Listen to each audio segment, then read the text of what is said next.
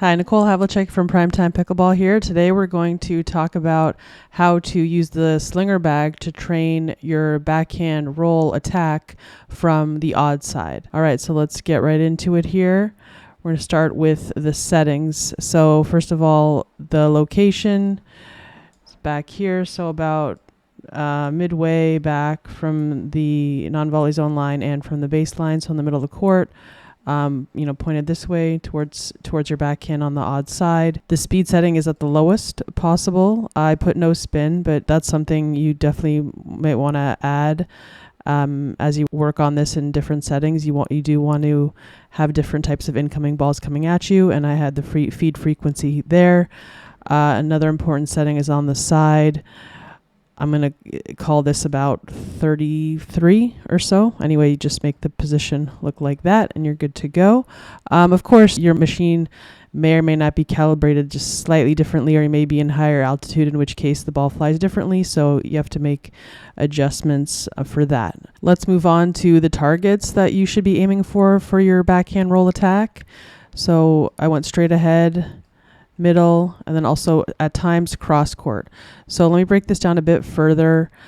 You don't want to go cross court generally very often, but it's not to say that you never do. Let's say the player playing this side is not as good at handling pace, so you'll definitely want to play it that way. Or if they're slightly out of position and you have them exposed in some way, or they're just not good at handling that, then you definitely can go there. Otherwise, it's typically a really good idea to attack the player straight ahead from you on various locations, which we'll talk about shortly.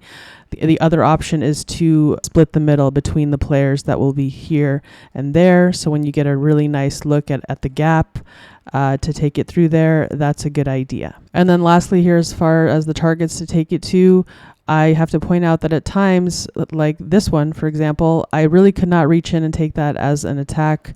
The ball just was too far. So that's something that definitely is going to happen with the ball machine. It fires quite accurately in the same location, but if it's just a little bit short, that just can put it out of range for you as far as even reaching it out of the air. So that one, I had to take it as a half volley, and I took it as a dink. So that's just something you're going to have to train on your decision making as well. It's actually great that happens because that's more realistic.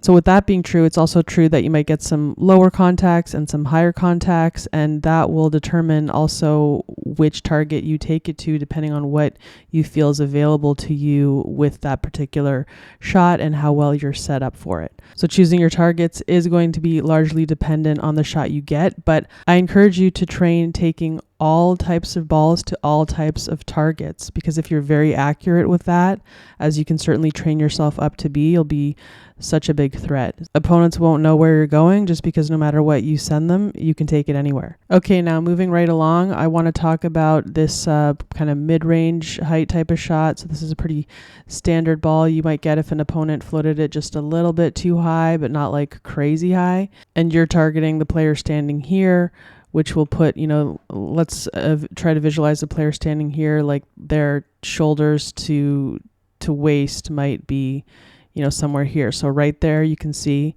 I took it like right through their belly button.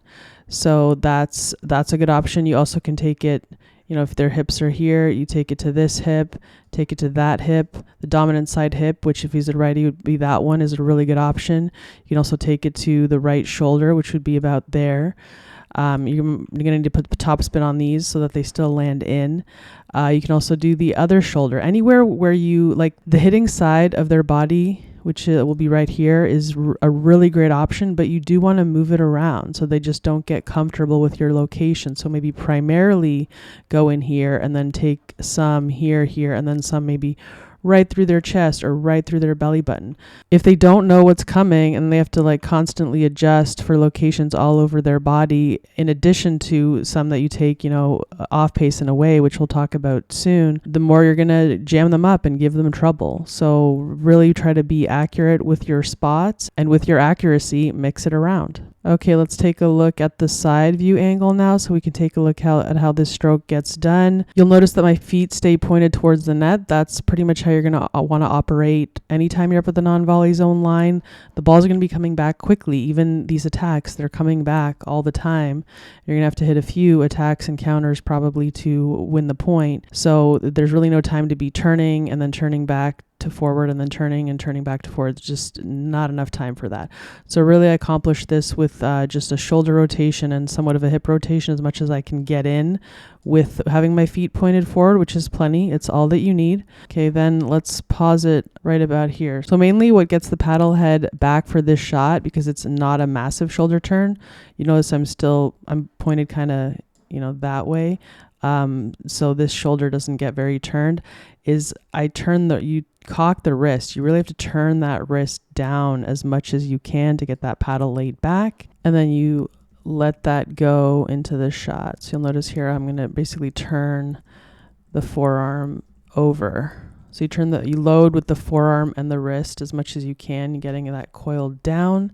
And then you turn it over as you get through the shot. So another way to describe the motion that might help you is if you turn your fingers in so that they're pointed towards you, and then do as best you can to point your knuckles towards the ground. They won't get all the way towards the ground, but that's the way you're turning them. So you send your fingers in towards you and your knuckles down, and that's what will get the paddle set in this position. And then you just really let that go from the shoulder and a little bit of wrist and forearm rotation. Now, lastly, it's super important to mention that one thing that helps you propel this forward is by using your left arm as a counter level. And notice how I send it back right as this goes forward. So by the nature of sending this arm back, it helps me propel that arm forward. You'll notice that all the players do that on their one-handed backhands of all types. You use your left arm and you send it back as a counter lever for the shot. Next, let's take a look at the range of contacts that you can attack from. Okay, so let's take a look at the contact point to see how high of a contact we're getting.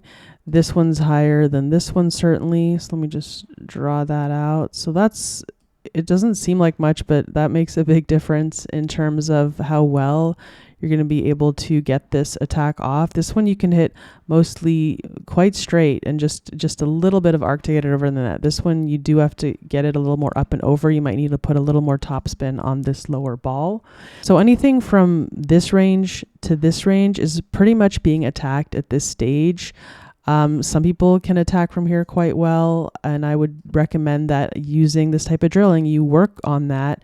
Anything like that's getting down here, you're really asking for trouble unless you are just laser precise and you have really good topspin. But I'd say anything, this high or higher is you're good to go. And between these two, that's higher level skills are definitely pulling that off. So I definitely recommend with this type of training, one of the key things to work on is how low can I attack from and still be effective. The better your shot is, the lower you're going to be able to attack from, and you're going to be more of a menace out there. And obviously anything above here, all the way up to there, you're attacking that and really punishing them, because that's the name of the game, is earning that high ball and then putting them in a lot of trouble as a result. And lastly, I want to point out something really cool that I learned recently. I believe it was from Dane Gingrich, who maybe learned it from Colin Johns, or I'm not sure. But anyway, I saw it on Facebook. Dane Gingrich is a really good mental coach and a great senior player in pickleball. So definitely check him out if you're on Facebook. So the thing that I learned is really interesting, and this is my first time trying it out. So I definitely something I'm going to be training more so that I can dial it in. But what it is, it's this. See on this one how the ball is contacted really perfectly in the sweet spot, and the sweet spot is not right in the middle of the paddle face, FYI. It's like 25, I'd say 25 or 30% away from the top, but in the middle from side to side. So you can see that one's pretty flush on my sweet spot, which is perfect. And then this one is on the bottom edge of my face. It's actually, it's like in the corner, because I do have to tip my paddle down to hit this shot. So it's a little bit high and then pushed towards this side of the paddle. Now, the reason for that is to really hit an off-pace attack where you don't have to change much about your swing. I can swing as hard as I did on this one, where the ball will go, as you can see here, So here's, you can see it landed deeper in the court. This one landed shorter in the court. And this one was hit much harder than that one. And if we back this up, let's look at how these two balls are crossing the kitchen. Okay, so right about here, it looks like they're crossing the kitchen. This one's kind of hitting the right hip of the person, and this one's lower on them. So this one got down lower on them. And as I get better at this shot, I hope to get it lower crossing the kitchen and also hit it away from them. And so that they have to reach low here, or get it low down, do a block around their knee level. So that is really cool. And my swing is more or less the same. Let's take a look at my swing here. So we're going to go kind of frame by frame. Let's take a look. Both sides. I mean, they're identical, right? Because I'm swinging the same way. I'm swinging at the same speed, but the reason this one had less pace on it and it stayed lower and got shorter than this one is because I hit an off the sweet spot contact, and the paddle is a little bit deader around the edges, so you won't get as much pop off of that location. But what I love about it is that since you don't have to adjust your swing and you just adjust your contact, that is a much more forgiving switch. It's harder to make tweaks to your swing than it is to just let that ball impact your paddle at a slightly different location and have that produce a very different shot for you. That's easier for me. And the other benefit is that it's harder for them to read because they're seeing the same thing. So it is something that I recommend messing with, working on, because these are like the inside tips from the pros. Like, this is the stuff that pros do, the little tweaks and nuances that make them, that edge them up a quarter of a point as far as the ratings go. And it's these little nuances that you figure out and add to your game that's going to help you do that for your game as well. So training your backhand roll attack from the odd side is a really good idea, because you are going to get those dinks from your opponent that float up just a little bit high, and the more of those that you can attack, the better. So get out there, get to training, and ramp up your offensive game so that you can be a bigger threat when you're out there.